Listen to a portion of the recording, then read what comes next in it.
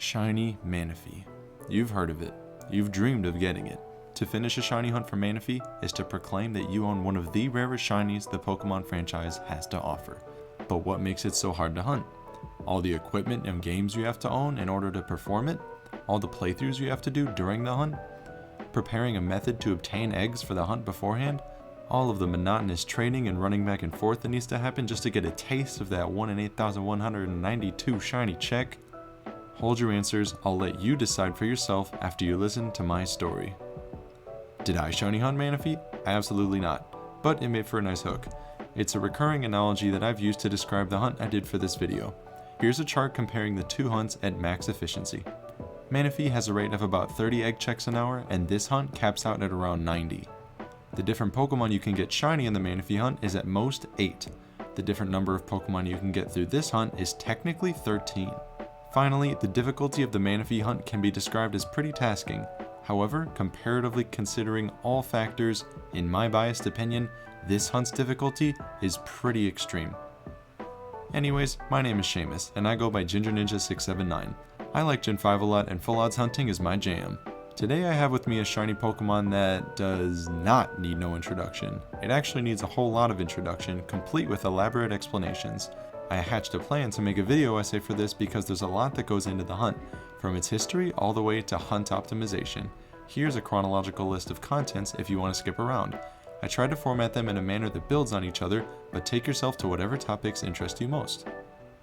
There's a lot of content I want to go over, and I hope you're able to find what you need from this video. In the case that you're still lost, which I can completely understand, do not hesitate to leave a comment or tag me on X or Twitter or whatever, and I'll do my best to help you. This video is ultimately for the full odds shiny hunters, but there's more to this video than just that. I want to tell a story while also documenting the important methods and information I gathered along the way.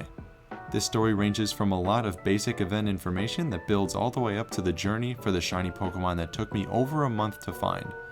With that said, I'm about to mansplain a lot of stuff while keeping it as digestible as I can, so I hope you're excited.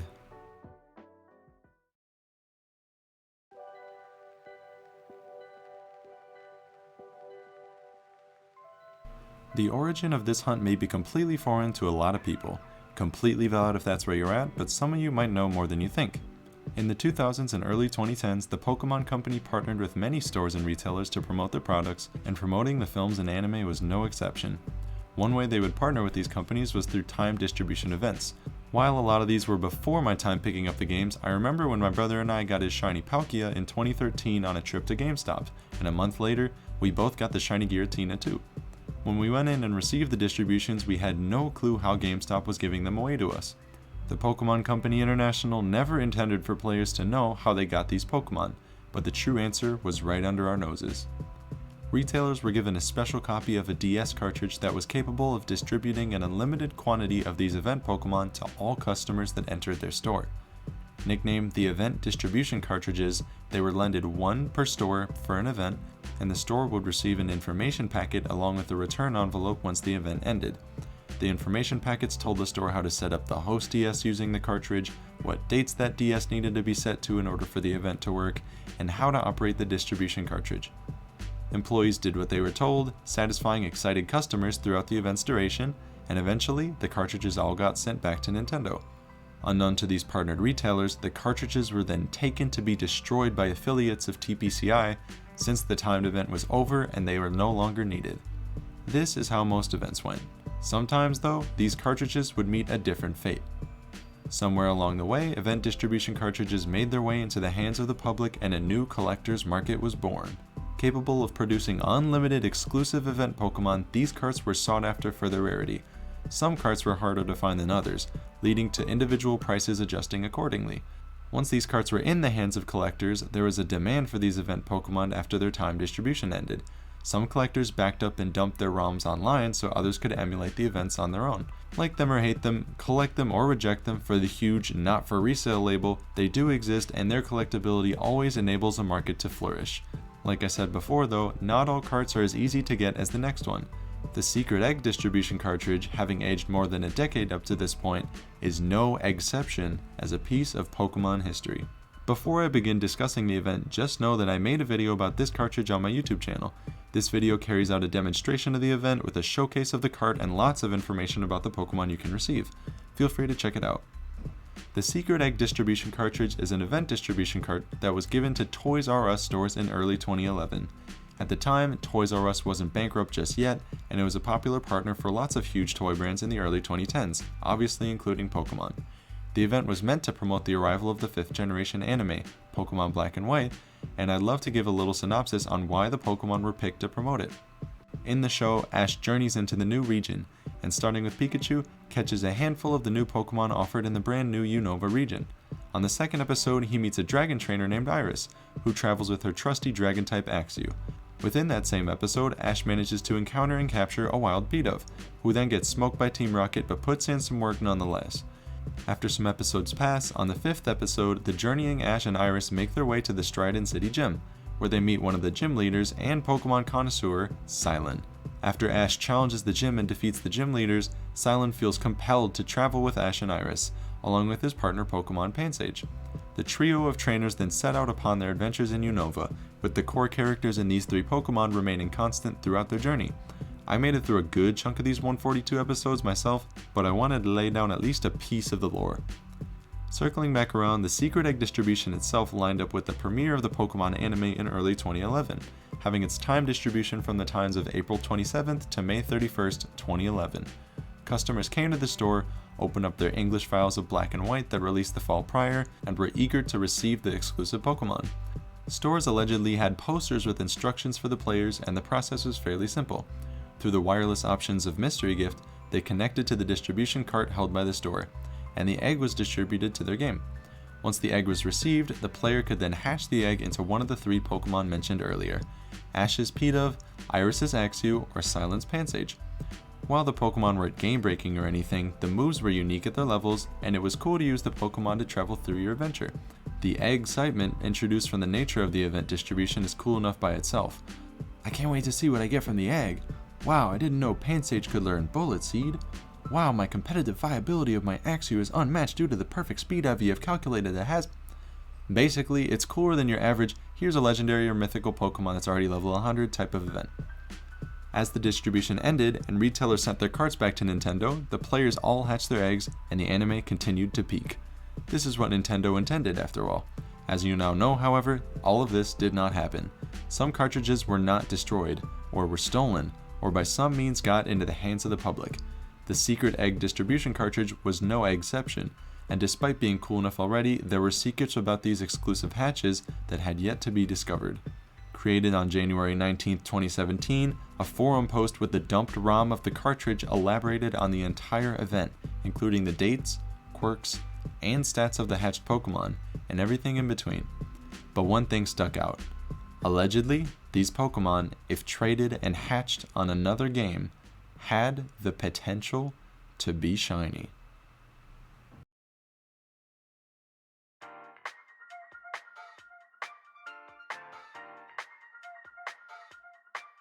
To be completely transparent, this is probably one of the dumbest purchases I've ever made, and you can easily use a flashcard through the dumped ROM on DigiX or utilize the DNS exploit to work around the crazy collector's item. I wanted to put a warning label on this before I started crying about it, but I'm going to explain more later, do not worry. My fascination in shiny hunting began in 2017, but I didn't start publicly shiny hunting until late 2020.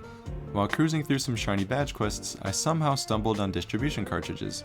I was most likely watching YouTube videos and heard a clip about one, and then spiraled into watching complete collection videos and browsing prices on eBay, or something of that nature. The main website with lots of information about these distro carts is called digix.net, and it houses all the dumped ROMs and event info you could ever need, along with support forums. Just like shiny hunting, this niche Pokemon subtopic piqued my interest. I geeked out about them so much that I would chat about them on my occasional livestream. On January 8th, 2022, one viewer, Shadow Triad, would go back and forth with me about them, talking about how cool some of the events are, and how delucking them would enable a bunch of neat shiny hunts. Eventually, we began to discuss the Secret Egg event distribution cartridge. While I no longer have access to the stream, I remember we talked about how the hunt worked, how the egg could potentially hatch as a shiny, and so on. Then he just straight up told me. On his main quest to complete the national dex, he was resetting a Japanese Pokemon White to receive a cool trainer ID. While resetting, Shadow Triad told me that he used the DNS exploit to receive events. Through this process of resetting, he figured out that he could receive the Japanese Wi-Fi event for the mystery eggs that were distributed a bit earlier than the American Cartridge counterpart from December 17th, 2010 to January 11th, 2011. Shadow Triad recognized the potential to hatch a shiny by doing this, so as he reset, he traded the eggs over to a different file, his English copy of Black 2. Once the eggs had been transferred in the hopes to receive a cooler ID, he would reset the white copy and start all over again. But the eggs would remain on the Black 2 file he traded them to. These eggs filled the criteria outlined on the DigiX website. On this new file, with the shiny charm to boost the supposed 1 in 8,192 odds to 1 in 2,731, Shadow Triad hatched all of these eggs one by one, hatch by hatch, step by step. He remarked that he was close to giving up, but eventually this happened.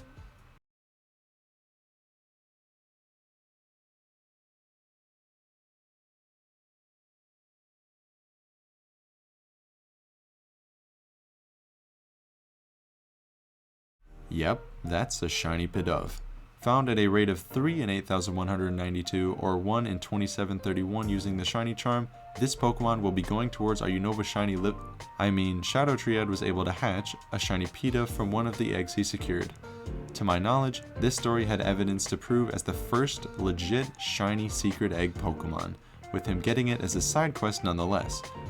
To say I was fascinated was an understatement, and his story was one of my main motivators that I built the foundations of my trust on for this hunt being legit. While I had never heard a story of someone finishing the hunt for this shiny secret egg before, the infamous hunt for shiny Manaphy had come to my attention countless times. Manaphy could be shiny if it was hatched on a different game, but it wouldn't appear shiny on the hatch screen due to the scripted event, and all that other good stuff. This Pidove hatching shiny on the hatch screen was an exception to this rule, but otherwise it was completely comparable to the Manaphy hunt. Why hadn't anyone thought to have done this hunt before? Likely because the Pokemon aren't special, is my guess. Manaphy is a mythical Pokemon that can only be obtained from a handful of events. Basically lost to time and accessibility, of course you'd want to get a bunch of Manaphy eggs and shiny hunted. In the case of the secret egg, however, these Pokemon aren't that unique. Outside of the Fateful Encounter mark, their moves, stats, and other traits aren't super exclusive, and they can be hunted in numerous other ways in their debut generation alone. One thing stuck out to me though. Out of all the event distributions, a select few have had the potential to be shiny if they weren't shiny already. The opportunity to perform one of the only possible distribution cart shiny hunts made for quite the one-of-a-kind challenge. With a vague goal in mind, I sought out to find a distribution cartridge myself. As cool as the dumped ROMs and DNS exploits are, I figured it would be nice to do the hunt the authentic way, or the most similar to replicating the actual event. Regardless of my reasoning, I had my heart set on owning this cartridge. At the time, I thought the price wouldn't be too bad, but it was also post-COVID game prices and it was a collector's item, so I was cautious. Little did I know that finding this cartridge at all, let alone for a reasonable price, would pose an incredible challenge. I dug around to try and find sold listings and reports of any cartridges from the recent years, but came up completely empty. Upon further research, I can view a forum post from mid-2022 with two users conversing over how cheap the carts used to be, with prices not usually exceeding $100. Another avid collector, Professor Rex, who makes a lot of interesting videos relating to shiny hunting and Pokemon game research, gave me some more deets on how he got his cart. For about an $80 USD equivalent, he purchased the cart back in 2016. To think that such a lower demand market existed when Pokemon Go came out makes me wince thinking about how much I got mine for eventually, but that's just how demand goes, I guess. These insights into the market were useful in shaping the way I financially valued the carts going forward. I remember seeing about 1 or 2 listings when I checked eBay occasionally from January 2022 to September 2023 with no sold or completed listings. I wasn't diehard looking, but I would check maybe once a week to see if any popped up. When they did, the price tags would make me close eBay right back up. $550, $500. These were unreasonable for me at the time, and I couldn't even afford to send an offer. Still being a full-time student while prioritizing tuition payment, I couldn't turn over the bag to justify shiny hunting an egg. Over the years though, I gradually expanded my collection with the legendary Beast, Meloetta, and Keldeo distribution carts for reasonable prices. The jump from a $200 cartridge to a $400 to $500 cartridge was a lot for me though, and with the small supply of the market, a seller could even put up higher prices asking for this item. So I waited. I kept going to school. I got a lot more full odds hunts done. I finished some badge quests. I picked up some more jobs and made more than what covered my tuition, and I kept checking. At this point, the eBay COVID Pokemon boom was kinda dying out, and while some games hadn't budged from their insane prices, most games were mellowing down. Unfortunately, no one was listing secret egg cartridges though. Until one day in early September of 2023, when I was emailed from eBay that a listing popped up. A secret egg event distribution cartridge from Australia with an auction price that was a bit under what I was used to seeing. I thought I'd let it play out. I did some more waiting with dozens of other watchers on looking as well.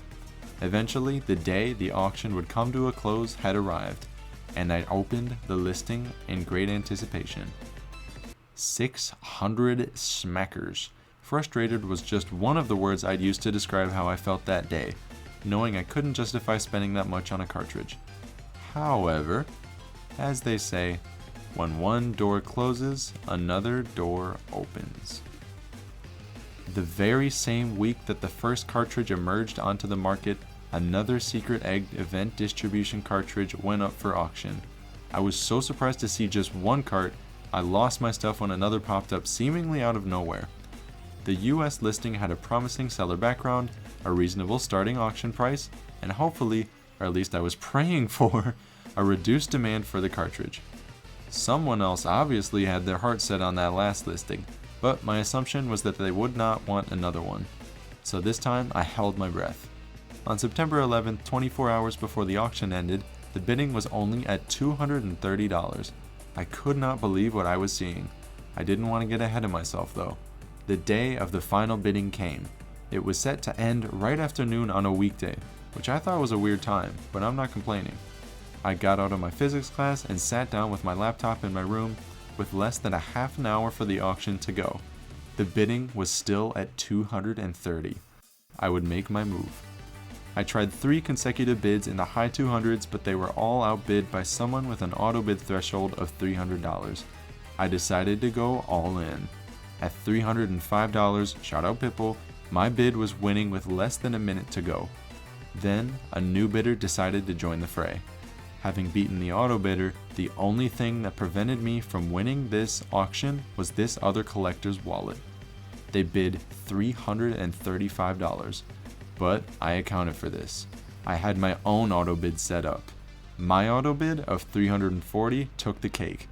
Without this other buyer knowing how high I leveraged my max auto bid, they put in 10 more for a final bid of $350, and with just seconds to go, the auction came to a close.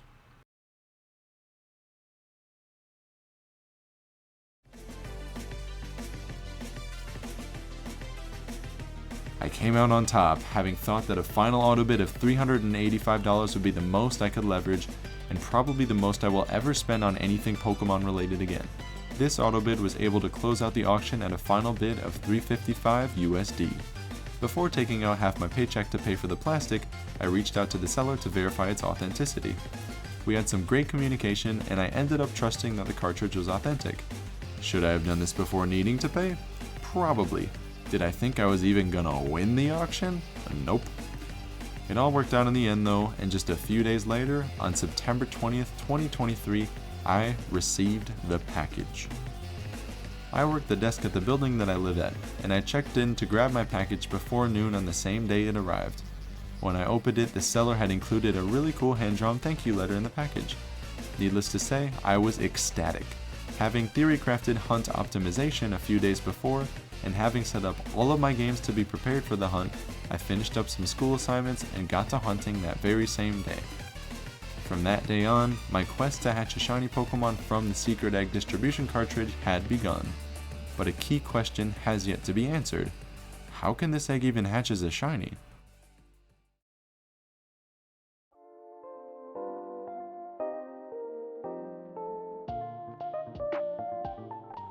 Thanks for letting me blab on about how long it took me to get the cart. I think that between the lore of the event and trying to justify why I dropped half a paycheck on some plastic makes for an interesting stage setter. From here on out though, shiny hunters are eating good. Y'all hungry? Let's munch. Before complicating the explanation for some people, I want to again use the Manaphy analogy if you're familiar. Shiny generation works in the same exact manner, so just something to keep in mind once we get there. The secret egg distribution cartridge distributes one egg per save file, when the save file connects through the option of local wireless in Mystery Gift to the cartridge when it's distributing. This egg that gets generated will always hatch into the same Pokemon on any save file. Pidove, Pansage, or Axew each have an equal chance to be generated from this egg. When these Pokemon hatch, they will always have these guaranteed traits. Pidove will always be a hardy nature and will always have a perfect attack stat. Pansage will always be a brave nature and it will always have a perfect special attack stat.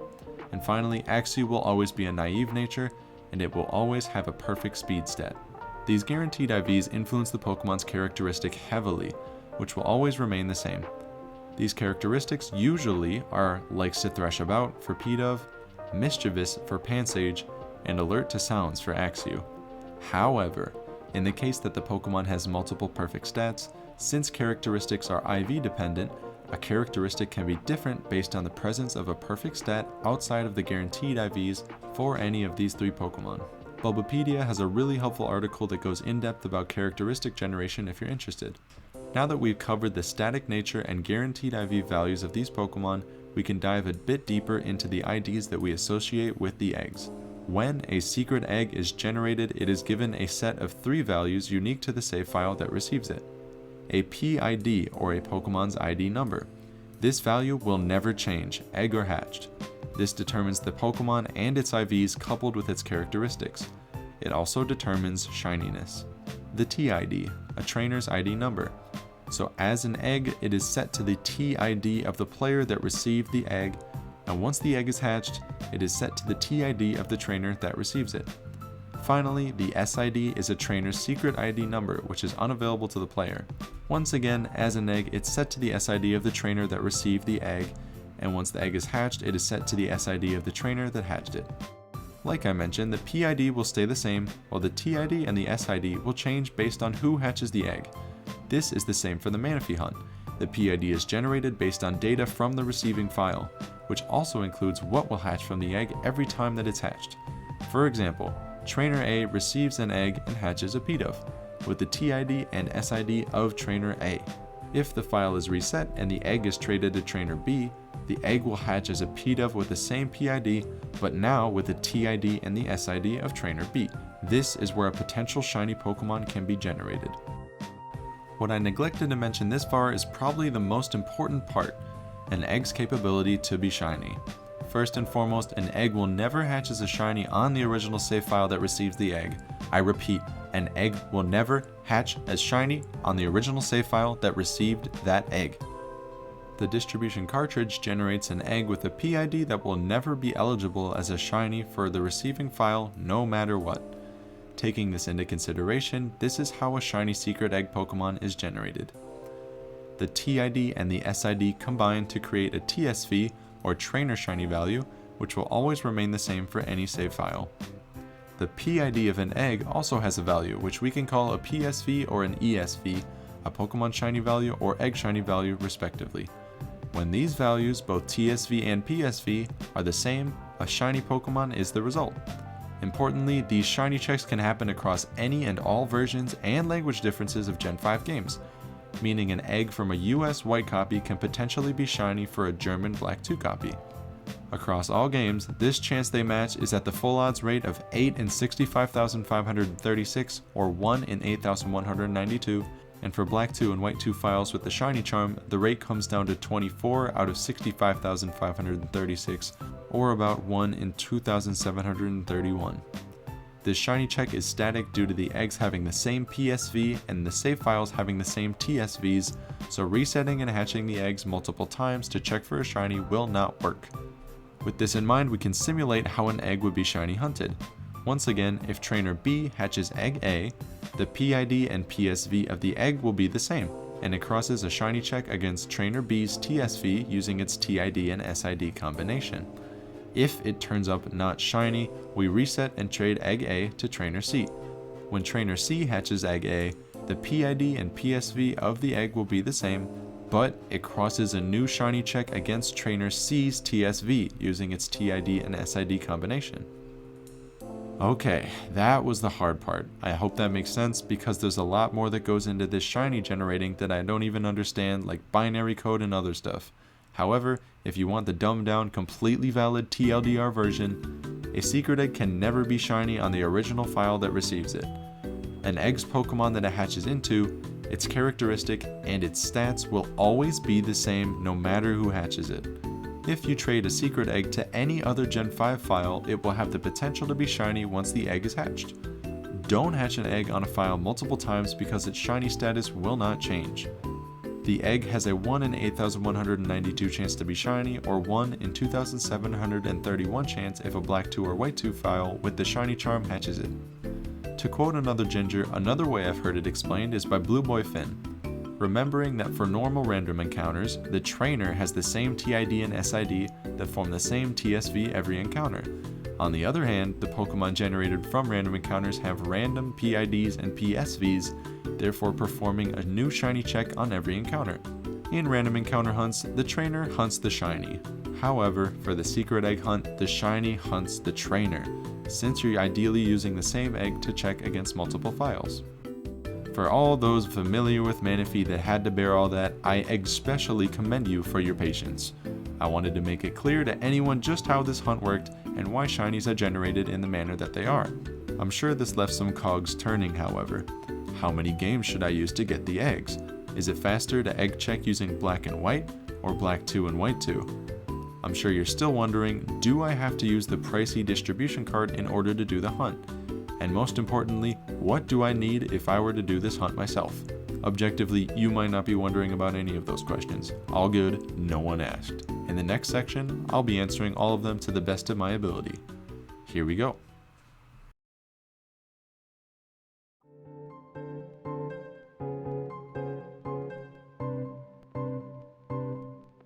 While some of the content in this category is going to be self-explanatory, I wanted to give a variety of options to those interested doing the hunt themselves, and how feasible each of the options are.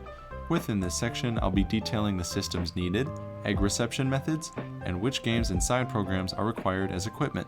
Then I'll discuss the basic optimizations you can use to shiny hunt the secret egg efficiently.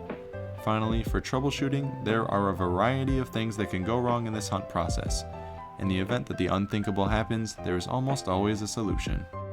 As far as the systems needed goes, you'll need one 3DS with custom firmware.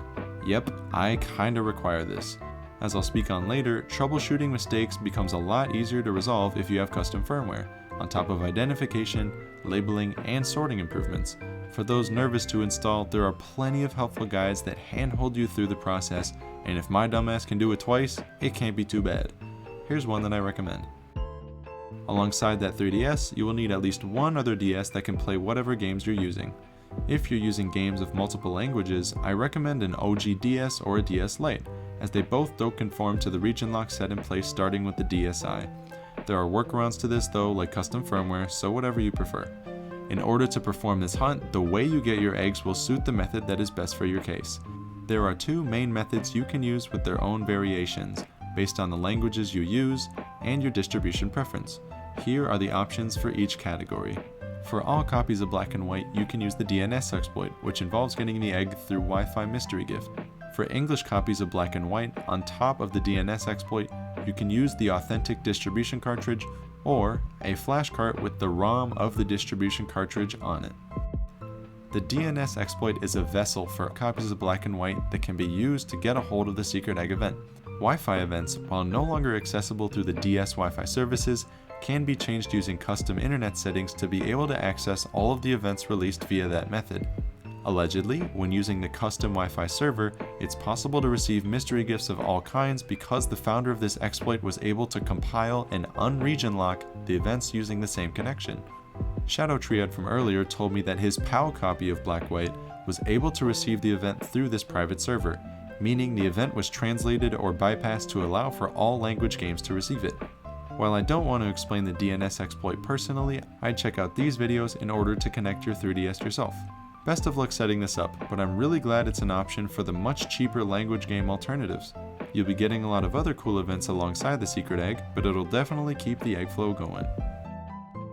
While all games really only have one method to receive the eggs, the English copies have an additional couple of options.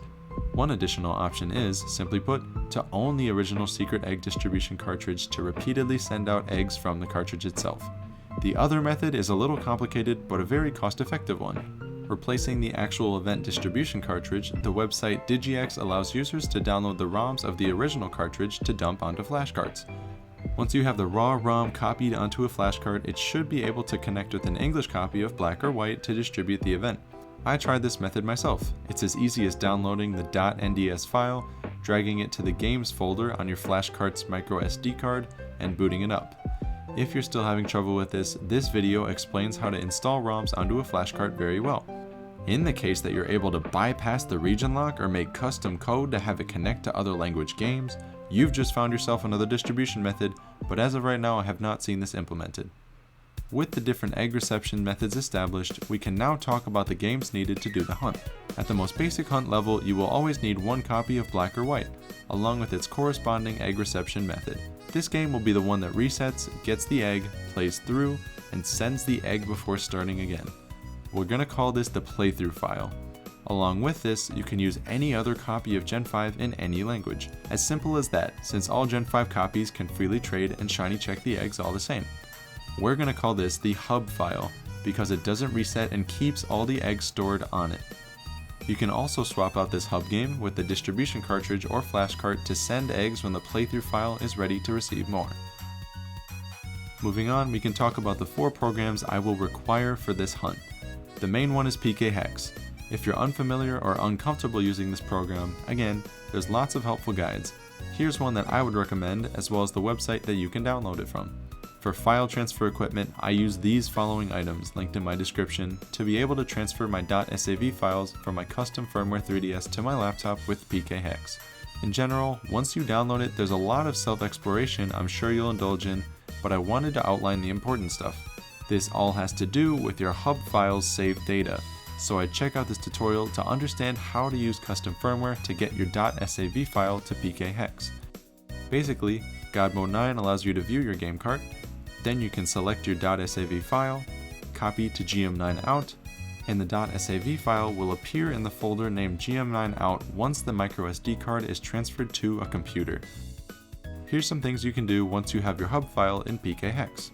You're able to view all of the data of your eggs and your save file.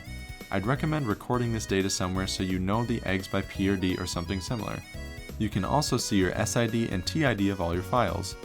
This is listed for your hub game under trainer data, and for any playthrough file that had traded an egg to the hub file, their unhatched egg reveals them under info for the egg. You're also able to freely sort and mark your eggs in your preferred method. Being able to see the Pokemon that hatches from the egg is very helpful if you ever lost track, and you can sort the eggs by Pokemon that way if you want a specific target. Marking the eggs is up to personal preference. You can use the in-game marking system, or you can directly edit an egg's name to reflect the number that it represents. Pick your poison.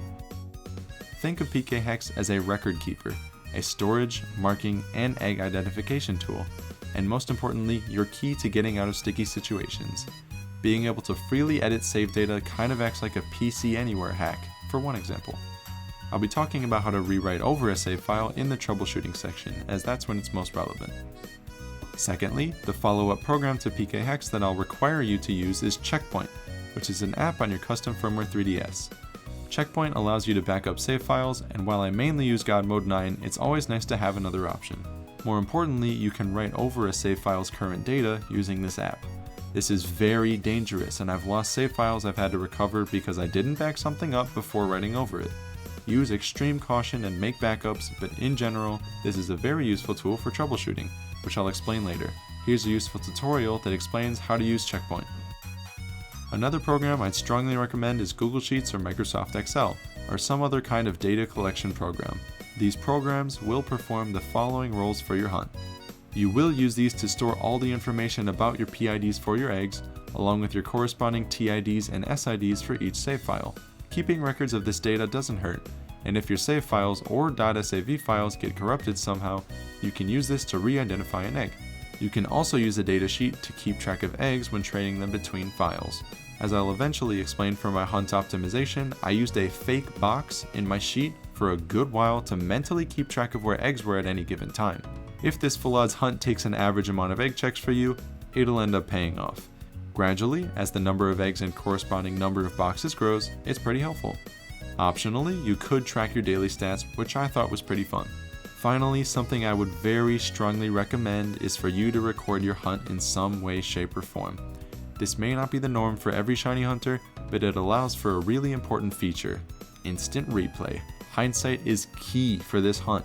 Being able to go back in time when needing to retrace your steps is an incredible help when troubleshooting, and it can save you the confusion if errors persist. I'm not saying that you should stream your hunt, but so long as you're able to go back and see what you were doing, potato cam quality or capture card, you can problem solve if things go wrong. I use Streamlabs OBS with my capture cards, but using a phone or OBS or something would work just as well. While capture cards aren't needed for the hunt, if you're interested, I'll link the website below in the description for the US provider. Alrighty, those were the only programs I recommend, but definitely include others if they make your life easier. Since we have our equipment established, I can now go over how to hunt the secret egg. Aside from octopus arming this hunt and playing a bunch of games at the same time, there are many suggestions I'm going to give you that will gradually save you time as you hunt your eggs. The sections I aim to cover for the hunt methods are the basics, the fundamentals of how the shiny hunt will work, the playthrough speedrun, the optimal routing to maneuver your way through the game efficiently, egging and egg mechanics, or the hows and whys of egg hatching in Gen 5, and trading mechanics, the ins and outs of trading in Gen 5 and how you can use them to your advantage. Finally, troubleshooting. I included a frequently asked questions list for common errors I made throughout my time in the hunt. At the most basic level for this hunt, you can have your playthrough file, continuously receive different eggs and trade them all to your hub game, checking them as you go. This is also how Shadow Triad managed to get his shiny P-Dove. To reference the Manaphy hunt, the core concept of trading before hatching remains the same. However, the secret egg increases its egg count over time. Manaphy has a set amount of eggs every time that it checks after a new file is ready to hatch them. The secret egg, on the other hand, follows the N+1 rule, adding another egg to your stash every time you complete a run. This fills up the hub file boxes after a while, and I ended up with 157 total eggs after all was said and done. Without fully going into my own optimization just yet, I wanted to explain the fundamentals of the method. This playthrough file and hub file distinction is the umbrella concept that you will use to shape the way that you will hunt this egg if you so choose. From there, you can self-optimize checking all your eggs on all your playthrough files, shiny checking with multiple other files on the side while moving through your playthrough file, etc. Building on these concepts, I wanted to explain the quickest way for the playthrough file to get to the point where you can trade the egg. Knowing the fastest playthrough methods will save you a lot of time in the long run. I referenced the Pokemon Black and White Any% Manipula speedrun for inspiration, because it incorporates a lot of micro optimizations even in the smaller portion of the playthrough that the hunt would benefit from. Here's the general course of action list that you will take for the playthrough file. Number 1. Reset the save file and receive the egg. This can be done with a button selection up, B, and select at the screen. And once restarted, you can go to the mystery gift to receive your egg. Have your method of egg reception ready for this time. Number 2. Start the save file and prepare your menu. If all your save files are named it might be hard to tell them apart at some point. Numbered naming is one example you could use. Start the game, set your options to fast text, battle effects off, and set mode. These combinations are the fastest to beat the game. At this point, you can record the trainer ID of the file if you so choose. Number 3. Choose Tepig and maneuver through Nuvema Town. We picked Tepig because long-term, the sheer number of burns you can get using Ember can save you health and increase the odds you beat bigger fights. Once Tepig is received, beat your rivals, go to Bianca's house, get your Pokédex from Juniper, and then head to Route 1. Number 4. Stock up on Pokemon and items on your way to Striaton City. You'll follow some scripted events, but you'll pass a lot of grass on your way there, and you will always need a full party by the end of the run so you can trade for a lot of eggs. Watch the catch tutorial, go to Accumula Town, have Juniper show you the center, buy items from the Pokemart, receive your secret egg from the delivery man, watch the demonstration and beat N, then head through Route 2 and beat the one required trainer and Bianca. Catch as many Pokemon as you can along the way, up to 5 total Pokemon in your party to leave space for the egg. Heal along the way as needed. Number 5. Beat the Dreamyard trainers, get Pansage, and beat Charon. The Dreamyard has 2 trainers that Tepig can mow down, so long as you heal it as needed. The girl at the end gives you Pansage, which you'll need to fight with, and optionally can learn Cut if you still need a cutter. Maneuver to the trainer school in Strident City no matter how healthy Tepig is, then beat Charon using mostly Pansage. Number 6. Heal, then beat the Strident City gym. Go to the Strident City Pokemon Center and restore your PP and your health. Pop into the gym, solve the puzzle, and try to only use Tepig to beat the gym trainers, healing as needed and to full health right before the gym leader. Be careful of Bite on the second trainer's Patrat. Before challenging the gym leader, equip Oran Berries to both Tepig and Pansage, and optionally save the game for security. Try to burn the Lillipup, but in general, you should be able to muscle your way through it with a level 12 or 13 Tepig at this point. Spam Tail Whip on Pampor until it takes out your Tepig, and then Pansage should take care of the rest. Since you're on set mode, you can use what's called a sack swap, or letting a live Pokemon faint so you can heal up a better Pokemon in case your big hitters need a heal. Number 7. Teach Cut and then beat the Plasma Grunts in the Dreamyard. Professor Fennel approaches you immediately and gives you Cut. Teach Cut to something, heal Pansage, and move it to the front of your party. Go to the Dreamyard and cut the tree down, then go to the center of the ruins and fight the Grunts. Be careful of Patrat's Bide. Finish the event and go back to Fennel's lab. Number 8. Get the Sea Gear from Fennel and prepare to trade.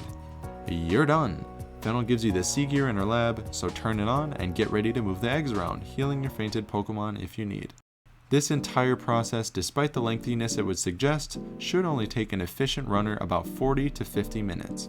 The Manipula speedrun makes it to this point about 30 minutes flat, but a 15 to 20 minute buffer should make a good pace. While I said Tepig and Pansage are the fastest methods, and they're definitely the most consistent, I wanted to say that I'll be expanding on this later during my own self-optimization of the hunt. I found that Lillipup took me into sub 40 minute times, but getting one is pretty tricky. Regardless, all you really have to focus on is getting to the trade point though.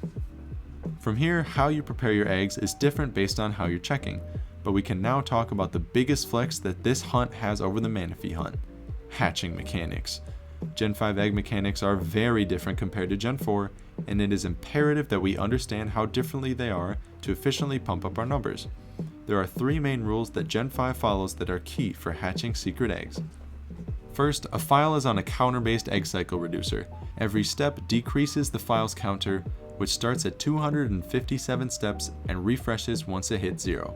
Past powers can reduce this counter, with stronger powers being able to basically have the total counter from 257 to 129. Next, eggs follow their own cycle-based countdowns.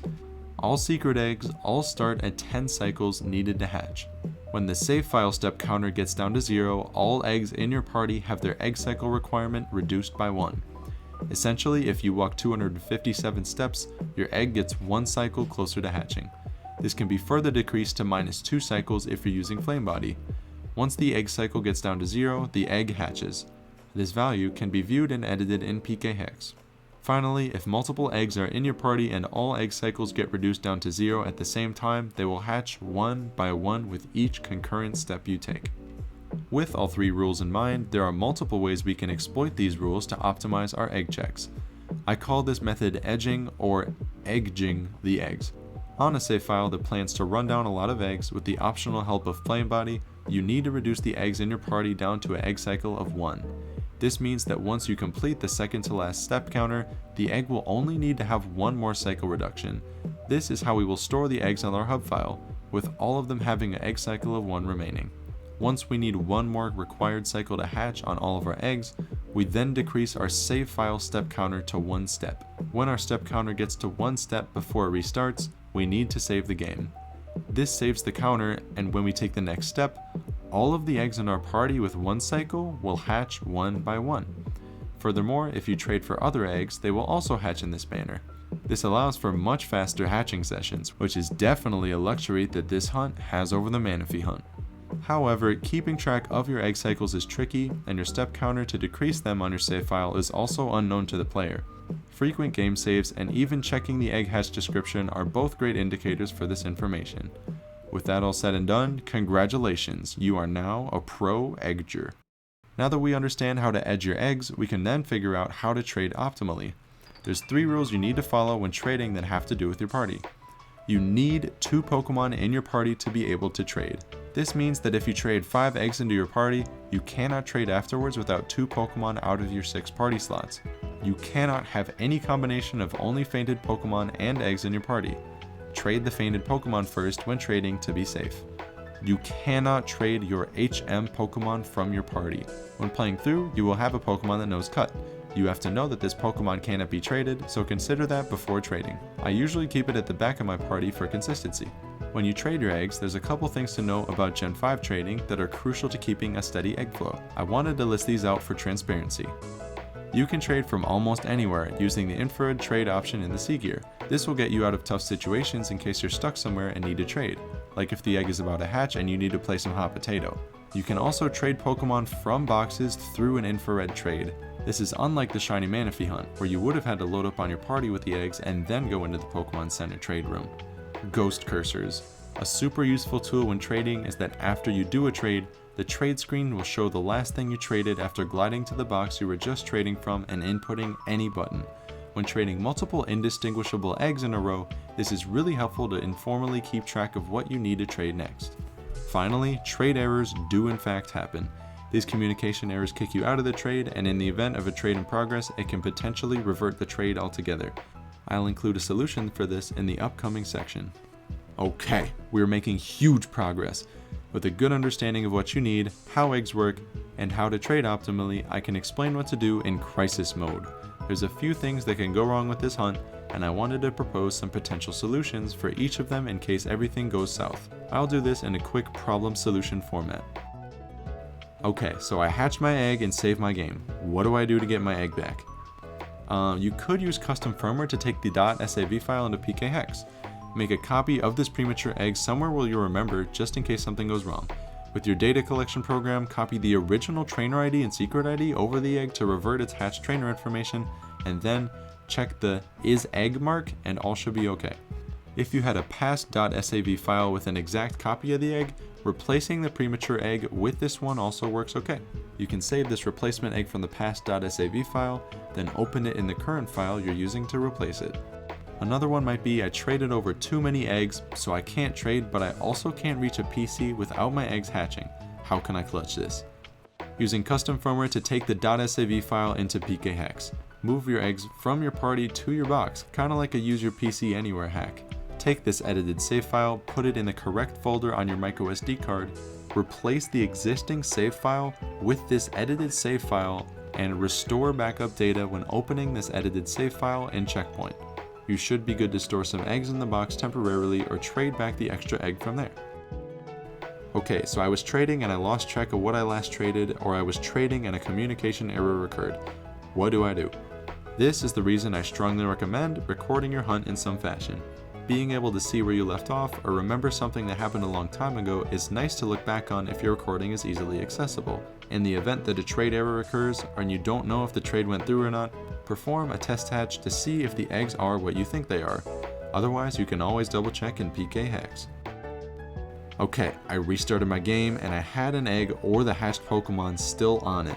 I totally forgot, but can I save my little guy? The short answer is no. The long answer is that you can resurrect him by either cloning a past version of your little guy in PKHex from a previous save file, or manually edit an egg to have the matching PID and original TID and SID of them. Otherwise, I'm currently not aware of how to access a save file on a game cartridge after it's been deleted. Okay, I know we started with an umbrella and it's been poor in factual information, but I implore you, let me dry it up for the one time. Once again, feel free to ask me any questions if you're confused, since the method and the mechanics are arguably the key takeaway from this entire video. I'm going to TLDR again so everybody's caught up to speed. As far as equipment goes, you'll need one custom firmware 3DS, at least one of any other DS, one copy of Black or White in any language as your playthrough game, and one copy of Gen 5 in any language as your hub game.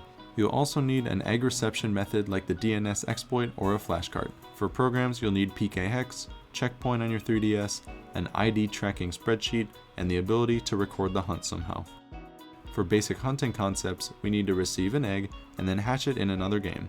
To optimize the speedrun to this point quickly, we reference the Manipulus any% speedrun to optimally navigate through the run using Tepig and Pansage. Egg mechanics play a key role in the hunt, including an in-game 257-step counter and the egg's own egg cycle counter. Being able to perform one-step hatch sessions is simple if you can edge your eggs in the right way, with the optional help of Pass Powers and Flame Body. Trading mechanics are also super important. There are a few important rules you need to follow that enable efficient and organized trade sessions.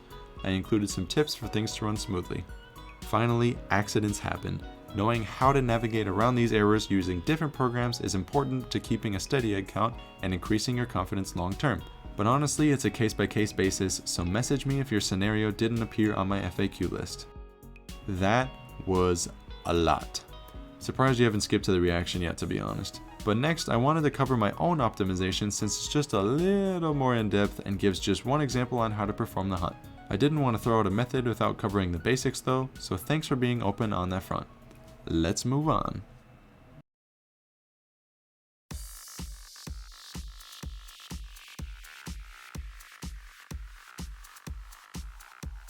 Here we go. I know the whole process of getting the eggs and edging and trading efficiently was a lot to take in, but now I'm going to share how I self-optimized the whole process as a reference to the original umbrella concept. This section is solely about how I optimized it, and I don't want to set the standard of it being the fastest, which is something to keep in mind. If someone else does take up this hunt, I hope their own optimizations further the hunt's efficiency going forward. However, as a semi-seasoned full odds hunter and referencing countless Manaphy videos before me, I think I had a good flow for this niche shiny hunt. I want to pick up where I left off in the methods section. I talked a lot about the shiny hunt mechanics, what makes the hunt tick, and how the basic hunting methods work. But how was I going to approach the hunt itself? In this section, I want to cover the following topics: the games I played and which ones I used to reset with, and the two modes of the hunt, the playthrough session and the hatching session, and as well as micro optimizations I made throughout my time hunting. So, for the games used for the hunt, a couple days before receiving the cartridge, I had the following games to work with: 4 copies of white, 2 English and 2 Japanese, 3 copies of black, 1 English and 2 Japanese, 5 copies of white 2, 3 English and 2 Japanese, and 4 copies of black 2, 1 English, 2 Japanese, and 1 French copy. Across all my 16 files, only 3 were compatible with my cartridge, my English copies of black and white. At this point, I only wanted to keep 1 white file and not delete it, so I designated the other 2 as my playthrough copies. With these identified, I then decided on a hub file. I chose my English Black 2 to hold all the eggs, and until the end of the hunt, I filled up my boxes with trade fodder in the form of random expendable Pokemon from Route 19, like Patrats and Purloins. Finally, before starting the resets, I grabbed the initial 3 secret eggs from my 3 English files before resetting 2 of them. With all this set up, I could finally begin the hunt. Okay, so this hunt has 2 main modes. The playthrough phase, where my English copies of black and white started a new game and played up to the trade point. I would have 24 checks across my other copies in the hour it took me to finish this run. The other is the hatch session phase, where my English copies of black and white would hatch all currently obtained eggs traded over from the hub file. Once I had gotten the flow of the hatch session, I could reliably put up numbers like 80 to 90 checks per hour if I truly locked in. Numbers like these were not achievable until I had at least a couple boxes full of eggs, allowing an egg session to be long and consistent enough to get a steady read on the shiny check rate. To expand on the playthrough phase, I would use 2 capture card DSs to record myself playing through the early game up until the trade point. As the reset began, I used another capture card to record the distribution cartridge giving out the egg to 2 files. While playing through these games, I had a lot of time to kill. I also had a lot of extra games and a couple extra capture cards. What I would do was check the eggs on a copy that I wasn't using to play through the game, reset, and then trade them to another copy. I did this until all of them had checked these new eggs, which would usually time perfectly with the end of the playthrough. After the first playthrough file completion, meaning I had 5 eggs since I added 2 new eggs from the last playthroughs, I would only be checking these 2 new eggs for each playthrough session. I wouldn't check all of them because I'd been checking all of my latest received eggs incrementally. These 2 new eggs get checked across all my other copies until they end right back up in the egg stash in my Black 2 hub file. Once the playthrough games had finished their hunt up to the trade point, I would trade the received eggs across to each other.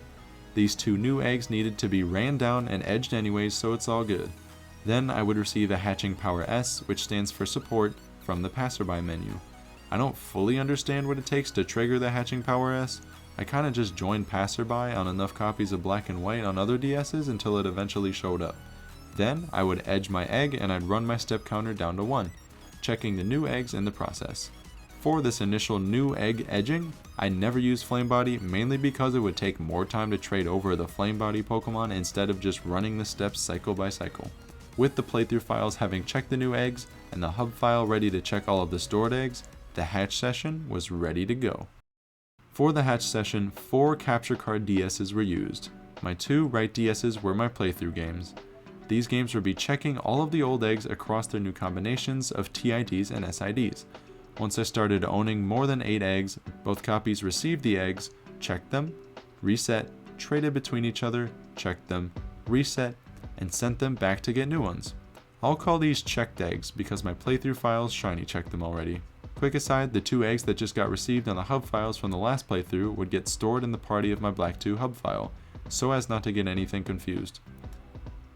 On the other side, my Black 2 hub file was being used with another file of white.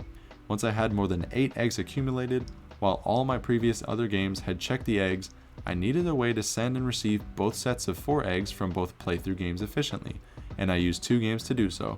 My white file would receive 4 eggs from the stash of my hub file, and together they would send 8 total eggs to my playthrough files, each getting 4. While the other playthrough games were checking, I would prepare these 2 hub files by taking the checked eggs from the playthrough files, giving them back to the Black 2 hub file game, while simultaneously preparing new eggs to be able to give to the playthrough files in the next round of trading. As opposed to checked eggs, I would call these fresh eggs. Time to clarify something pretty important. This trading doesn't really happen easily. Prepare yourself for the organizational tasking that is the hatch session hub boxes. Within the Black 2 hub file, this is what the boxes should look like. I would start with a full box, trade the first 4 eggs to my white file in exchange for trade fodder, and then the first round of trading would be ready. After the first round of trading is completed, white has 1 new egg and 3 trade fodder Pokemon it received from a playthrough file, so it gives those up in exchange for new eggs from the Black 2 hub file. Once this trading is finished, this creates a gap in the box. Trade fodder has replaced the space filled by eggs, with A spots filling the eggs that are currently being checked on the playthrough files, and 4 spots being filled from the eggs that were about to be sent over for the 3rd round of egg checks. Together, these last 4 empty slots and the next 4 eggs in the box will always be these fresh eggs that will be sent over. This means that there should always be 12 empty spots in a row in the hub box before the 2nd round of trading starts. This 2nd round of trading can be a bit tricky to understand. The playthrough files send over their 8 checked eggs to the hub white and Black 2 files, while the hub files send over their 8 fresh eggs. While the playthrough files check, trade, and check again, the hub files have a bit more maintenance to do. In order to keep track of these fresh and checked eggs, I decided to use the gap of trade fodder Pokemon in my box to my advantage. In the Black 2 hub file, I would take the 4 checked eggs that just replaced those 4 fresh eggs and swap them with the first 4 gap slots in my box. This helped me understand that those eggs were done and I did not need to check them anymore. This would also signify that the next 8 eggs after the gap would be the ones traded over in the 3rd round of trading. So, I took the first 4 of these eggs and traded them to the white hub file to prepare it for that next round. This means that the Black 2 file has 4 checked eggs in the space that was just those 4 fresh eggs. Just like before, we take these 4 checked eggs and scoot them to the top of the box. Can you see what we're doing now?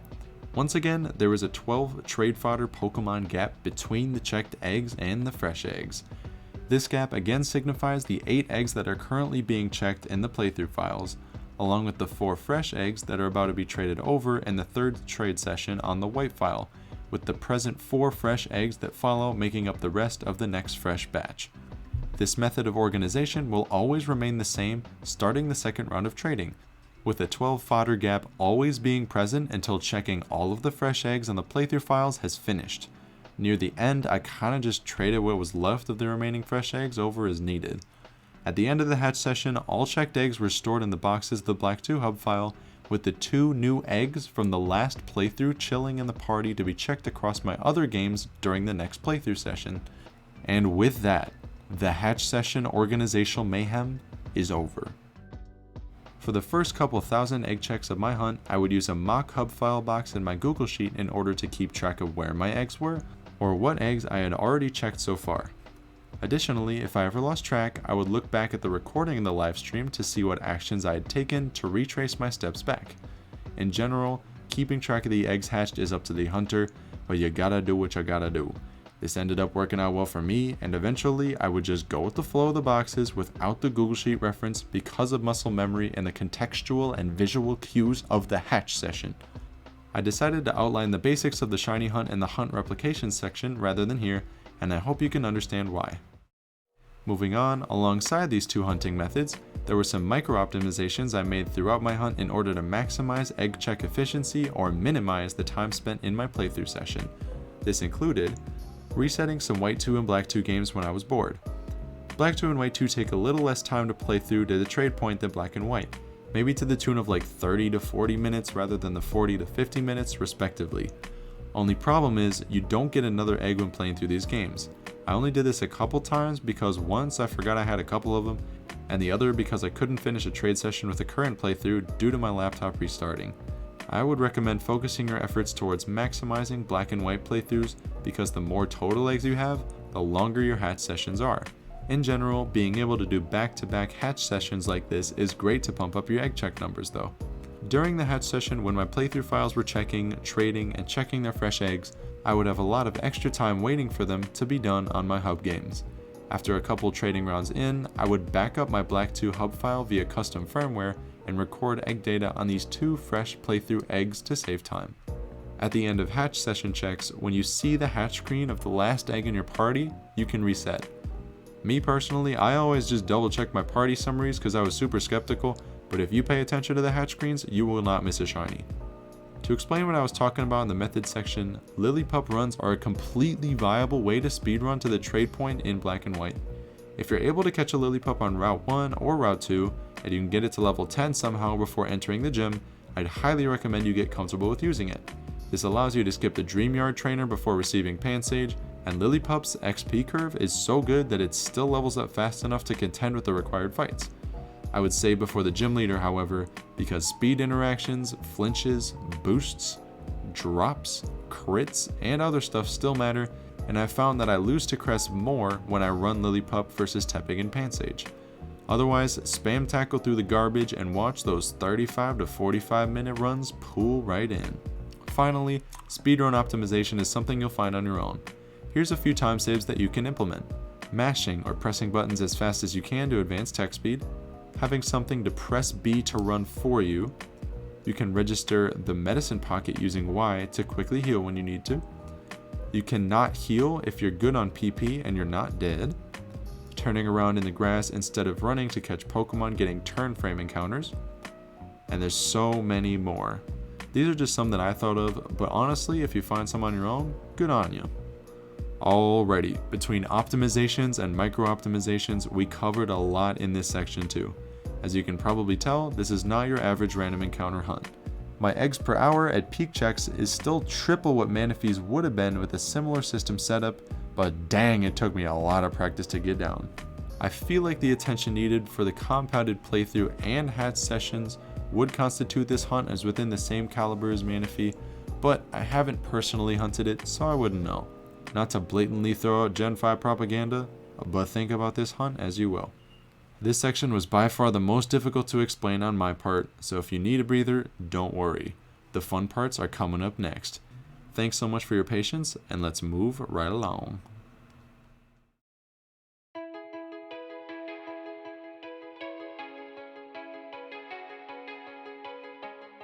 Alright, props to you if you've made it this far, or welcome back if you skipped ahead.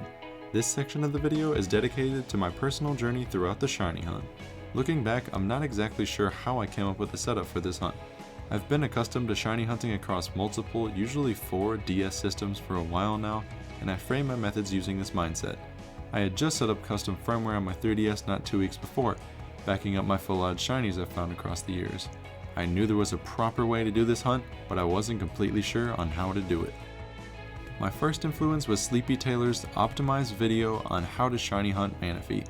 This video is super informative for egg hunts done in this manner, following the umbrella concept of get an egg with a static PID, then cross it against other TIDs and SIDs.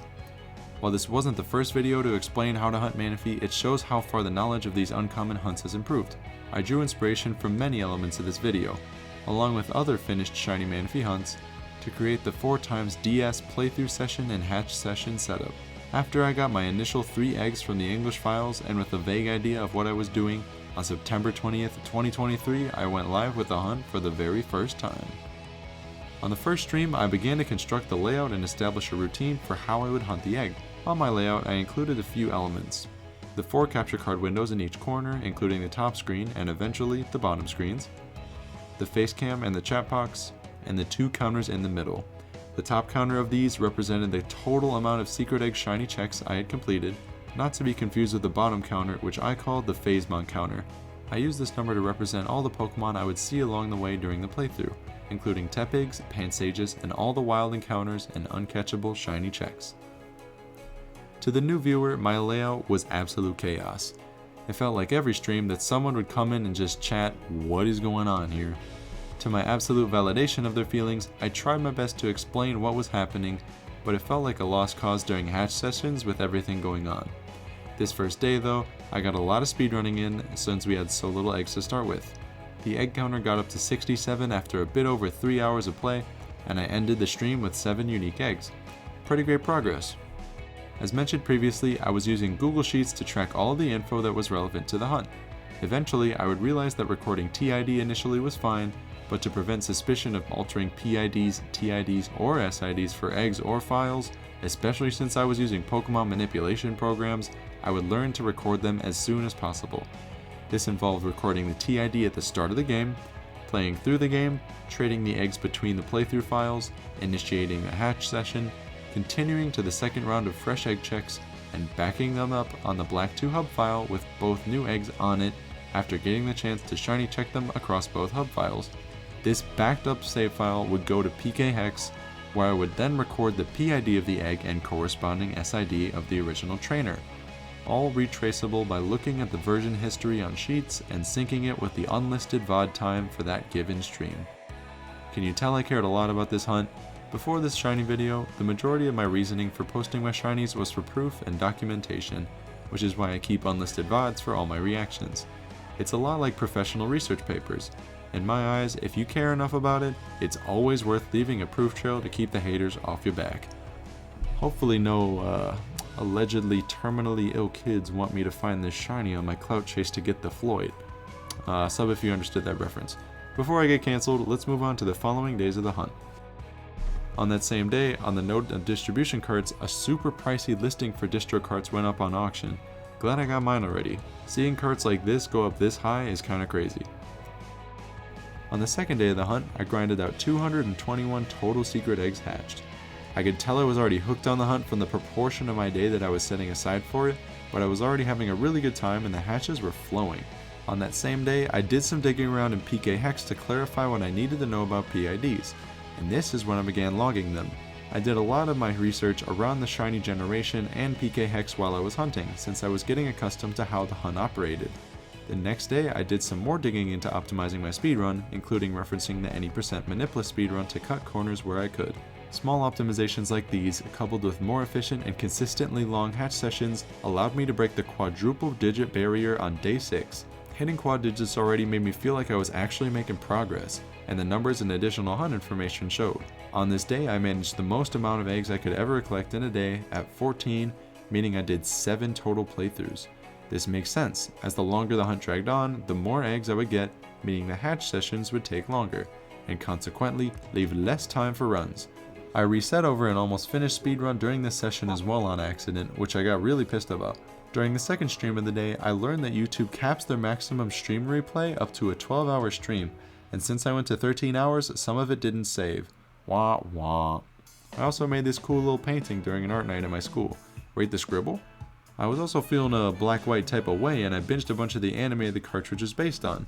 Objectively, the black-white theme goes harder than the other two Unova anime themes, but you know, to one's own I guess. Moving forward, on day 8, I was able to hit the next 1,000 mark. At 57 total eggs, I was basically 2 boxes deep at this point, and had a really good stash to work from. This marked the quarter way to odds checkpoint. Something I wasn't super bugged about at this point in the hunt was egg Pokemon rates.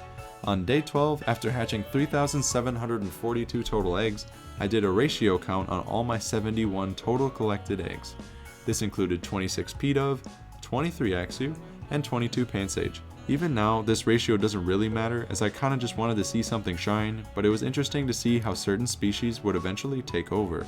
That very next day, on day 13, a breakthrough occurred.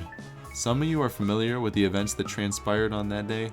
After having hatched almost 4,000 secret eggs, I booted up another save file of Pokemon Black. I played through, got the essentials, and on Route 2, I was in the mood for a Lillipup run. Let the dogs breathe, I was surmising. I looked for the dogs for a bit, and while my white file was able to get on a pup run, my black file turned up empty-handed. With that, I hauled my sad trainer all the way to get Pansage. He would be essential in the takedown of Crest, the water-type gym leader after all. Only this time, things would be just a little bit different.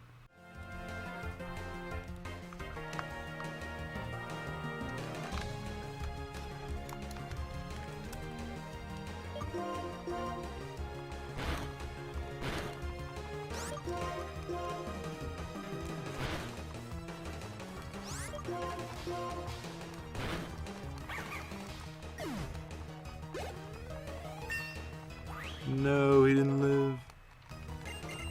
That's tough. Pansage check. Oh my god, shiny Pansage! Oh my god, shiny Pansage! Shiny Pansage! Dude, shiny Pansage! No way! From the gift, not the egg, from the gift! No! That's the Phasemon counter. That's the whole reason we have the Phasemon counter. No way. What the fuck? No. No. That's so stupid. I phased on a Pansage. A full odds shiny Pansage as a phase Pokemon on the quest to find a secret egg shiny. I could not believe it, since Pansage only makes up about 1/12 of the Pokemon you would expect to see overall, accounting for the number of Lillipup runs I was doing at the time. I knew my Phasemon counter wouldn't get too high for this hunt, especially once the egg count started to rack up. Furthermore, the poetic event of a random shiny Pansage at the face of a hunt where one of the targets is a Pansage was absolutely hilarious to me. At only 724 face Pokemon seen, we added a new shiny Pokemon to our Unova Shiny Living Dex. We even pranked Steve. Continuing on the grind with wind in our sails, we hit half odds on that very same night.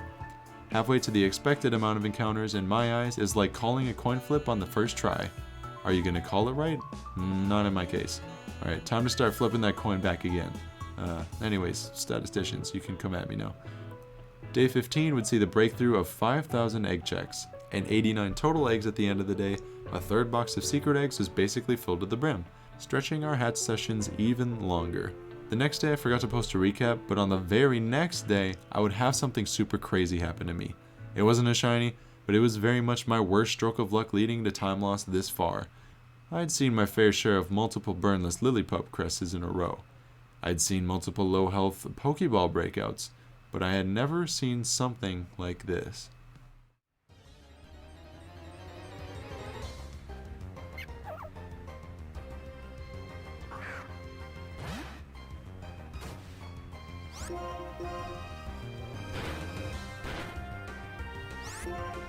Why'd I get crit, dude? Stop! Fuck yourself.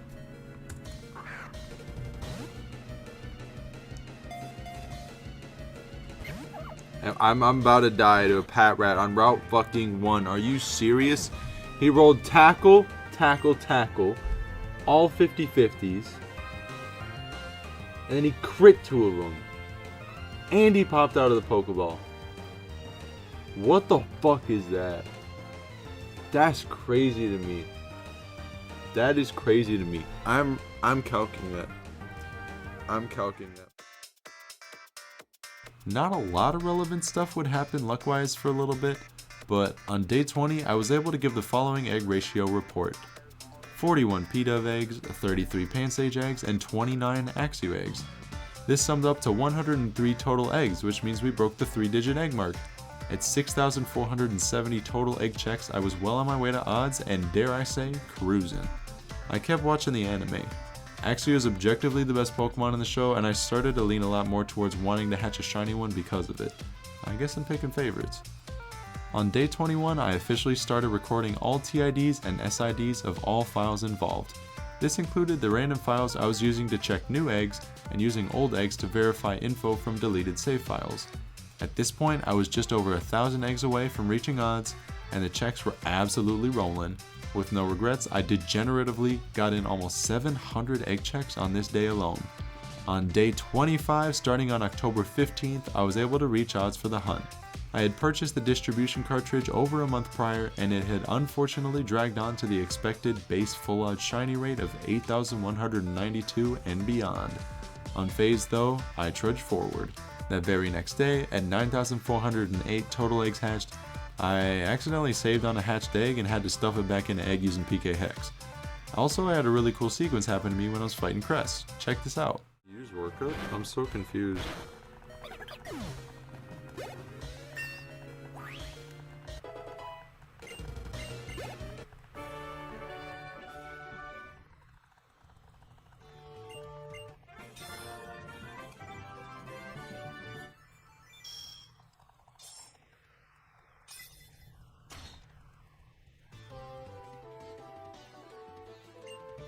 Is it at +6? You fucking asshole.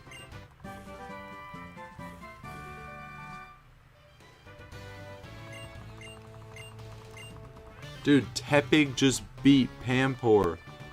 Oh my god. Wait.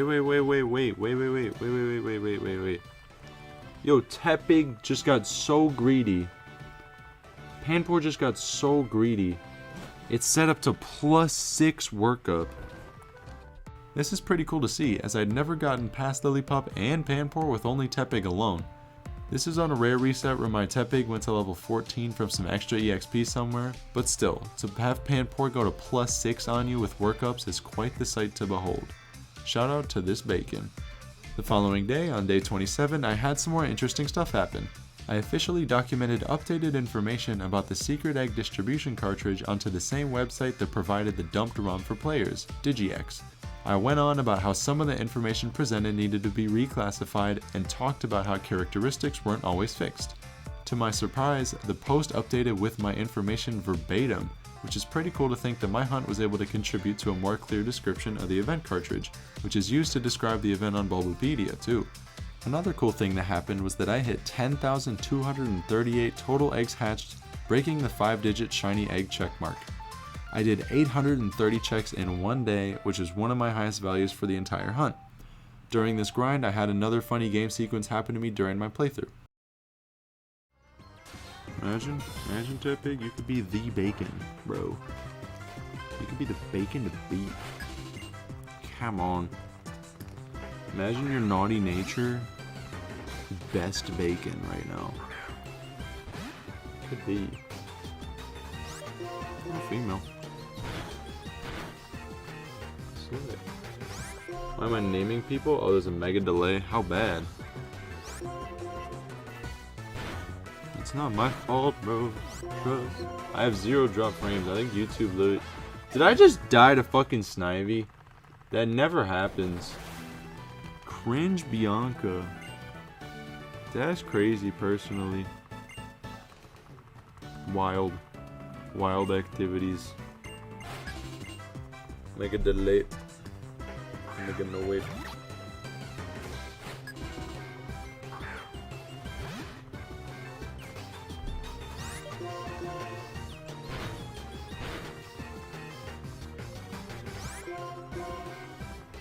So I don't think I've ever lost to the rival yet.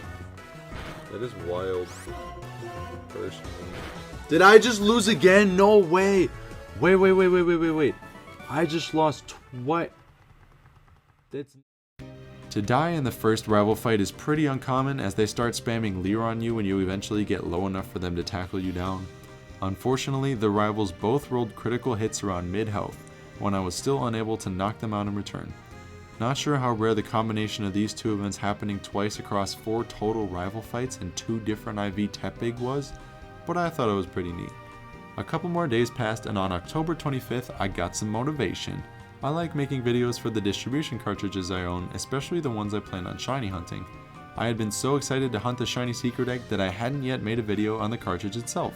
It's basically a normal demonstration of the event. On the same day, which is day 34 of the hunt, I hit 12,908 shiny secret egg checks. I was a bit discouraged seeing as I'd blown past 1.5 times odds, and I was losing enough motivation to want to make a separate video on the topic already. I asked other shiny hunters about the hunt's legitimacy and tested some SID and PID manips myself in PK Hex for reassurance, but I was hanging in there. To make matters a little bit worse, when I was making the distribution cart video, I accidentally deleted over my precious hub file of my Pokemon White, with basically half my full odds shinies on it. Thankfully, after about 2 hours of making absolutely sure, I recovered the lost eggs I disintegrated and replaced the save file with an earlier version of itself, and accounted for the time change by editing the file time. This is a roller coaster of a save, but after 2 full inventory checks of individually labeling held and missing eggs by PID, I was finally able to save the Huevos. The next day, I saw another streamer get a cool shiny. Shiny Hunter Alec was able to get the shiny Manaphy after 4,484 total eggs hatched, which is quite the cool thing to see. With likely less than 20 total Manaphy hunts completed ever, it's always cool to see one pop up on my timeline. This did nothing but reinvigorate my motivation, and I brought it to 13,230 egg checks that very same day. These next few days included some gradual progress. Nearing double odds, not only was I discouraged, but I couldn't help but think about the possibility that I was hatching eggs that couldn't be shiny. Between a fun Halloween weekend, a laptop hindering accidental file deletion, and its eventual solution 2 days later, I would be fairly busy that last weekend in October. But on the still vivid day of October 30th, day 39 of this hunt, I started the day like no other. I had an early virtual class at 9 AM, and while listening in on the lecture, I grinded out some eggs. I did a solid 2-hour stream that morning, and after running to a physics lecture, I ate some lunch and took the bus to another area of my campus, where I would begin running some trials for a lab I was in late that afternoon. I said to myself, you know, I was wearing this shirt the day I found the shiny Pansage, reminiscing to when I was only half odds with a buck shirt and a lucky save file. I didn't have a staff meeting for my job that week, so it was good to shiny hunt throughout the night. I ate some dinner, finished up a couple more assignments, and got to streaming. Let's see how that stream went. Alright, let's fucking go, bro. Shiny and bound. Surely, bro. Surely. Good ass crack. What's good, Big Jets? Ready to get the shiny, bro? Imagine taste it. Hey, imagine. Could be us. Could be us getting shinies. Could be us getting sparklers. Could be crazy.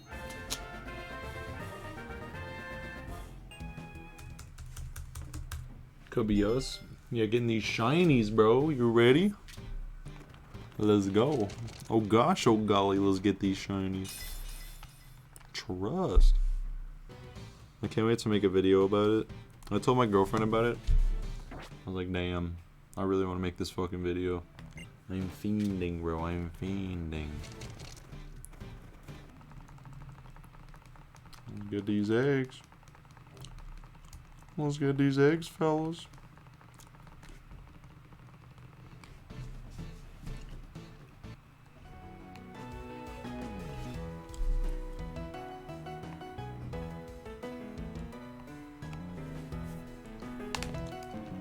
Ready for this shiny Tepig for the one time, imagine. It'd be crazy. 59158 13584. Oh, I don't have my bucket. Alright, ready for this huge shiny Tepig? It's gonna be huge, bro. It's gonna be huge. Damn.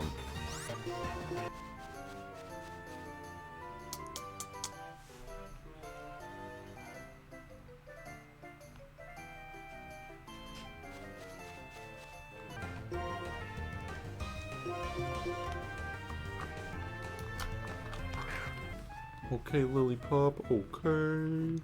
Okay. You ever like watching a movie or like a video or something and then your AirPod dies or whatever and you're like fully out of the immersion? Damn. What a real first world problem. I just fucked up. This Oshawott crit me quite a bit of times, brother. Bit annoying. Get him, get him, get him, get him, get him, get him, get him, get him, get him, get him, get him, get him, get him. Nice. That's huge, huge. Let's go, Lilipop. Okay, Lilipop. Crick, crick, crick, crick, crick, crick, crick. Nice. I think the neurons in my brain fire less frequently because of this hunt. Oh, fuck, I didn't fight her yet? Bruh. It's like actually snowing outside and it's like not even Halloween. It's kind of crazy, you know? A little crazy. Oh my god, level 15! Oh, gee! What if I evolve this Lilipop for the meme? Let's lock this trade in. Next to Thresh of Balor. Who knew? Who would have known? Nice. Actual perfection.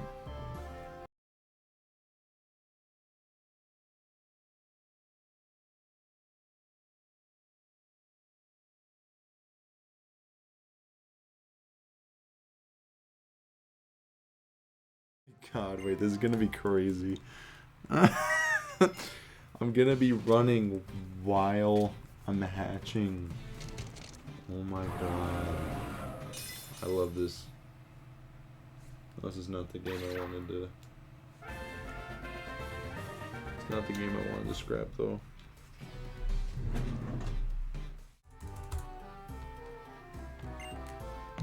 Oh, what am I doing? I'm...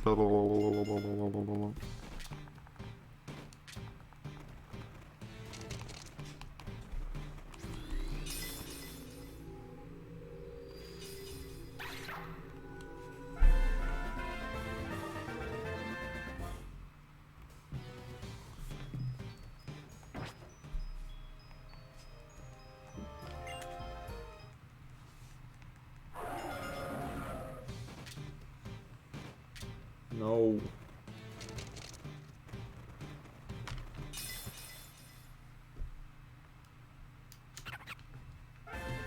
Alright, these are the files that I will be resetting.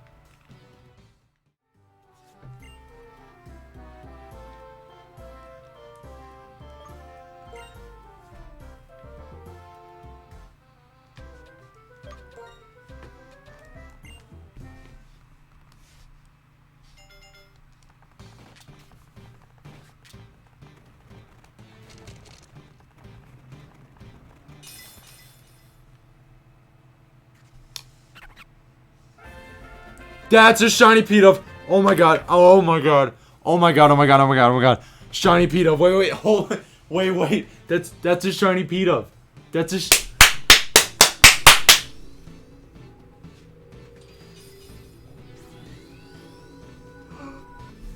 Am I tripping balls or is that a shiny? That's totally a shiny Pidove.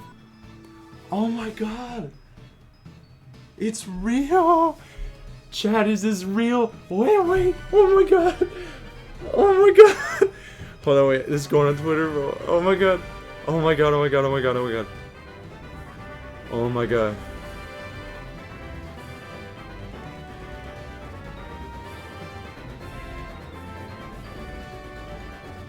Shiny secret egg. Oh my god. Oh my god. Oh my god. Oh my god. I'm wait, wait, wait. I gotta put my stream. I'm sharing my stream right now. I'm sharing my stream. Oh my god, dude. Oh my god. Oh my god. No way. Shiny Pidove. Shiny Pidove. It's on my DS capture. No way. it. We actually got... I can't actually, like, process this. Oh my god. I was literally... Dude, wait. I was talking to my girlfriend today. I was like, I've really been wanting to make this video for a really long time. I got this card a month ago. And I've been wanting to make this video for so long because it's so special to me and it's such a cool hunt. And I finally fucking did it, dude. I finally fucking did it. And this video is gonna be a banger. I already know it. Oh my god. The funny thing is, I was wearing this exact same shirt when I got the shiny Pansage. I can't believe it right now. Oh my god. Shiny P-Dove. So the thing about this, hear me out right now. All of your questions are valid. I just started this file like 2 hours ago. Like 2 hours ago, I just started this file. You may be sus. That is totally valid. Where is this egg from? I have no fucking clue. But what we're gonna do is we're gonna back up this save file. We're gonna send this straight to PK Hex and we're gonna validate this P-Dove because this is a valid shiny that I've been looking for over a month. This is like the coolest shiny I've ever fucking found. Like, like ever. And it's shiny on the hatch screen!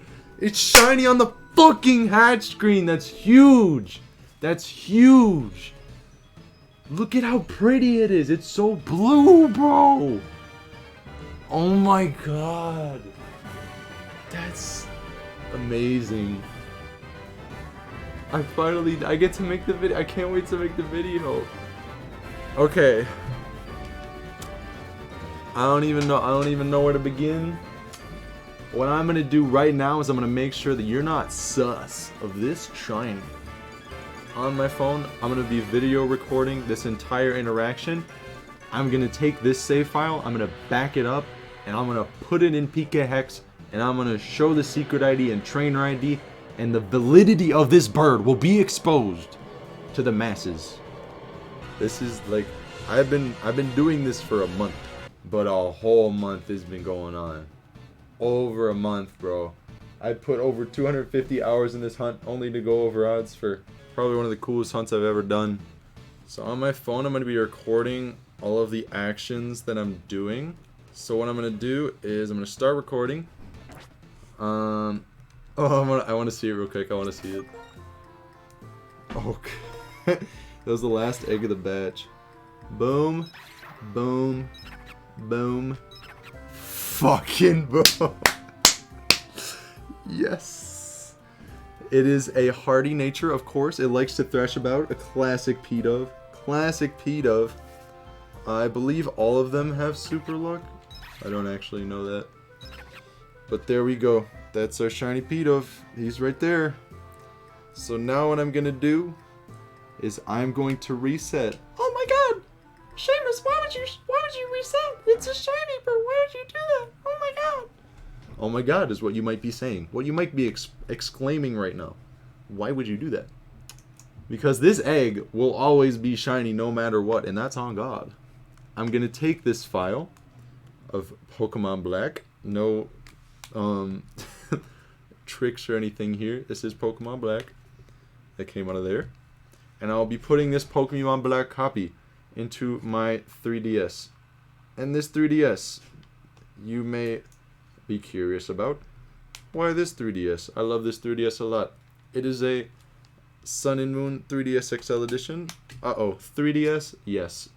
You assumed right. It is custom firmware. I've been using this to save my eggs throughout the entire hunt. I'm going to be taking my microSD card with all of my save file informations and everything. And I'm going to throw it in there. This 3DS now is going to be used to back up my save file. On my 3DS, I'm going to go to my game cart. On my .sav file, I can copy to GM9 out. Basically, that makes a copy of the save file. And so now that I have that copied, I can turn this off. So it's on my microSD card. So I'm going to take this out. Boom, microSD card. Now we're going to move this microSD card to the laptop. And so This micro SD card is going to go into a micro SD card reader. Now my computer's like, holy shit, you got a very special micro SD card in me. You can see that I have my .sav file, Sparkle. And I'm going to be moving this to my PC. So now my PC has this file backed up, just in case I break my micro SD card on accident. On PK Hex, under trainer info, you can see all of this info right here. This is all on God info. I called it J because I called my other one PB. PB and J. Absolutely. So, you can see the trainer ID, 13584. This is the money that I had. This is the secret ID. I did not record this yet because this file is fresh off the grill. I was going to grab the egg, and this egg was going to go to my Black 2 eventually, and then I was going to do like the checks, and then I was going to back it up and record the secret ID, but I just got this file. That's how fresh this is. As you can see, I'm going to pull up my spreadsheet with all my information inside of it. 13584. This is it. This is the save file that got it. 13584. I literally just recorded this. Now this save file has this trainer ID and this secret ID. What we're also going to do is we're going to check this egg. Go, and this is it. This is the P-Dove. You were wondering about it. Here he is. This is the P-Dove. Are you ready? I'm going to drop it. It's completely normal. And that's expected because it hasn't hatched out of the egg to match our trainer ID and secret ID just yet. And this is the original trainer ID. This is the original secret ID. What we're going to do is we're going to change P-Dove's trainer ID and secret ID in PK Hex to match our trainer and secret ID from this new file. So I'm going to copy this trainer ID that just got it shiny, paste it, and then I'm going to take this secret ID that just got it shiny, and I'm going to paste it. And it's shiny, and it has the green check mark in PK Hex. This P-Dove is legit because he's legit. I have, let's count them on one hand. I have the trainer ID that originally got the egg recorded. I have the playthrough that got the egg recorded with the egg secret ID and trainer ID and egg PID being recorded live, as well as this trainer ID and secret ID that just got the shiny recorded live, not recorded on the sheet because I didn't get the chance to yet, along with nothing tampered along the way on that file that had the egg shiny. Everything was traded correctly. The egg passes the PK hex checks. Everything's good. Alright, pardon my mansplaining. And to all the cringy YouTube videos that were like, oh my god, it's like Manaphy, but it's cooler because it's a... What if we did a global trade to figure out who's had this egg shiny? Oh my god. Me personally, I had this hunt on the dome, on the radar since like 2021. I was just a broke ass bitch that could not afford it. Alright, I think it's time to check them out. Enough talking. Or no, I gotta hatch it in a cool spot. Chat, where am I gonna hatch the egg? What the fuck? I need a cool hatch location on it, like Anvil Town or something. Abyssal Ruins! Abyssal Ruins! Yeah! Abyssal Ruins! I think I gotta do it. I think I play through the game tonight and then I hatch it in the Abyssal Ruins because I'm a god. I think I really want to do it in Abyssal Ruins. I feel like that'd be the coolest fucking egg ever. So I'm gonna trade all of my eggs over now. Let's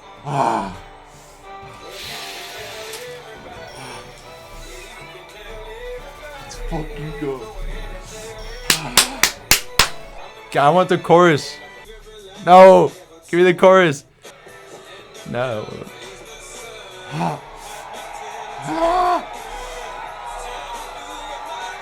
Let's fucking go.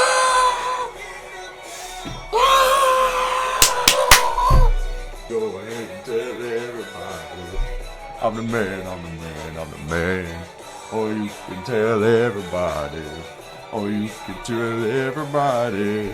Go ahead and tell everybody. I'm the man, I'm the man, I'm the man. Yes I am, yes I am, yes I am. I'm the man, I'm the man, I'm the man. Alright, cringe. Go back to the chorus. Do it again. Face the sun. Well, how my tail turn and run. Stop to do what must be done. Be a king with kingdom comes. Ah! Let's fucking go.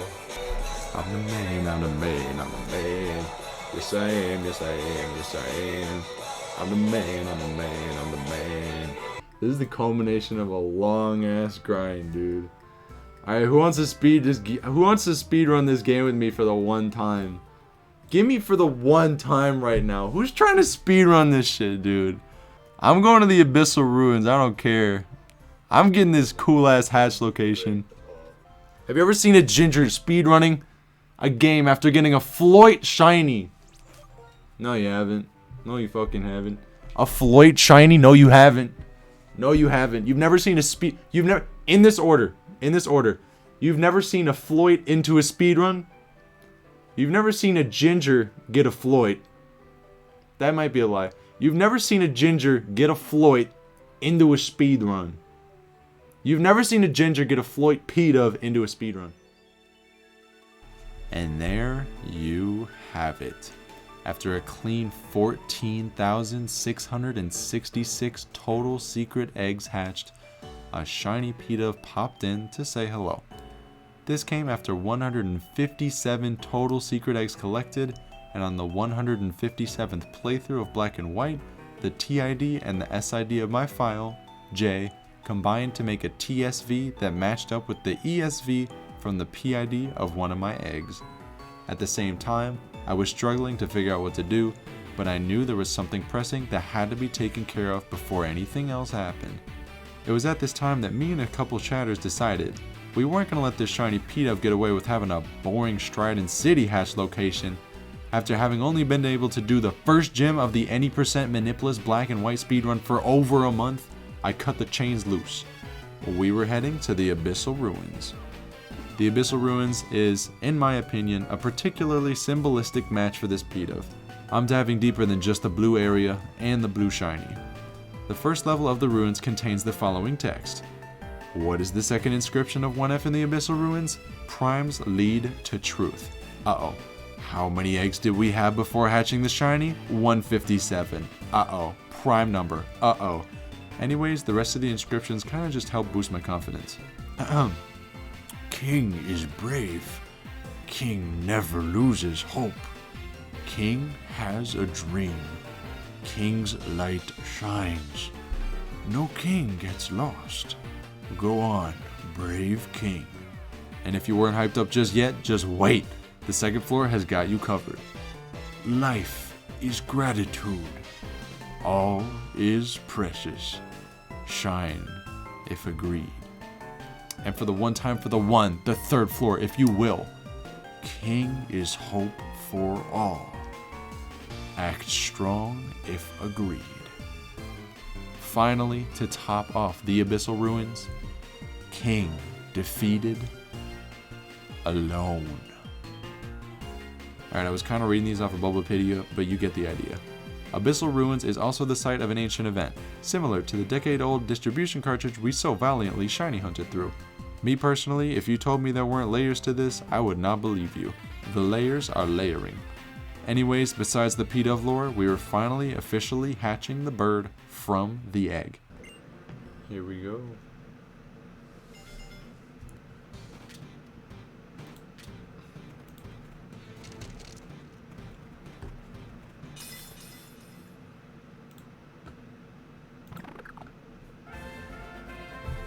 Very nice. Shiny P-Dove. If I did this alright. Hardy Nature. Link Trade Egg obtained. Abyssal Ruins Egg hatched. A Fateful Encounter. And likes to thrash about. Got that super luck ability. Looking very nice. fight the biggest bird. Ugh. Took a long time for this to shine. But here we are, over a month later.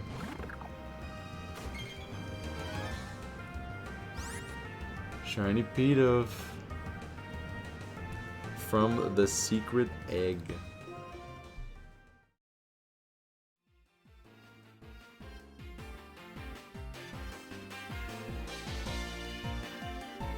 To think that I'd be voicing the end of this script right now makes me a little sad, but in all honesty, I'm grateful this hunt ended the way it did.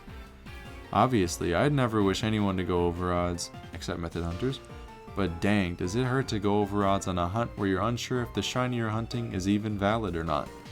Going over the expected odds for a shiny always makes me doubt the hunt, especially in this case.